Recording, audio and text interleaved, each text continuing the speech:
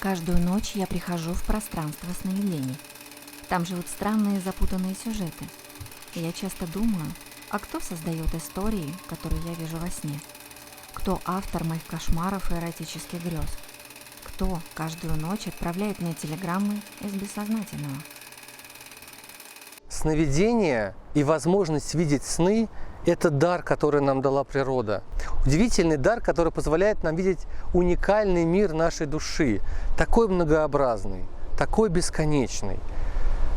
Это источник нашего психического здоровья, сокровища и богатства. Если вы получите доступ к нему, оно обязательно вас отблагодарит. Попробуем представить архитектуру сна в виде слоеного пирога, многомерного пространства или небоскреба, а может быть океана, где между поверхностью и дном огромное расстояние. Представьте себе, что бессознательное – это кинотеатр, в котором одновременно идут несколько фильмов. Ужасы, мелодрамы, экшен, музыкальные фильмы, драмы или трагедии. Эго-сновидение – это такой любитель кино, который выбирает для себя тот сюжет, чтобы отвлечься, чтобы скомпенсировать однобокость дневной установки.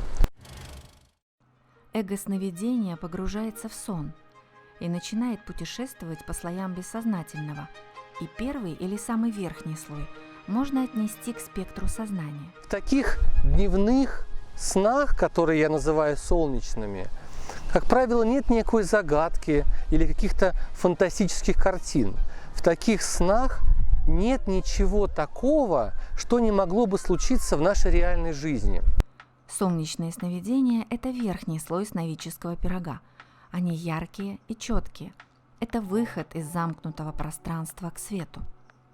Если человек попадает в пустыню, которая залита кромешным солнцем, от которого не укрыться, что происходит? Все живое погибает под лучами такого солнца, все живое превращается в пустыню, чувства иссушаются. Солнечные сны – это светлые поля, горы, полет на воздушном шаре или на самолете. Это выход из пещеры к свету. Образы засохшего дерева, пустыни, светила, обжигающего и убивающего все живое. Когда-то сознание появилось из бессознательного и стало нашим внутренним солнцем. В аналитической психологии есть архетип, посвященный космическому светилу. Бог-Отец – источник неиссякаемой силы и жизни, он дает ясность. Солнце также символизирует власть и постоянный контроль. Один из древних символов, который это отображает – глаз бога Ра. Но в психической реальности давайте представим, если нет ночи, если нет воды, если нет луны, а существует только постоянное наблюдаемое око, которое следит за нами и видит все наши грехи, все наши потаенные желания. Безумный аспект ока Ра, безумный аспект Солнца – это паранойя, контроль, власть и подавление. Дневные или солнечные сны передают часто мужской спектр психики. Если в ваших сновидениях появляются драки и сражения, возможно, психика говорит о том, что вам нужно внимательно посмотреть, не подавлены ли вы, не ограничиваете ли вы себя в развитии, не зашли ли вы в тупик. Может быть, что-то пришло время поменять.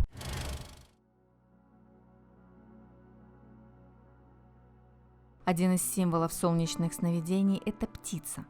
Во многих религиозных традициях птицы осуществляли связь между небом и землей.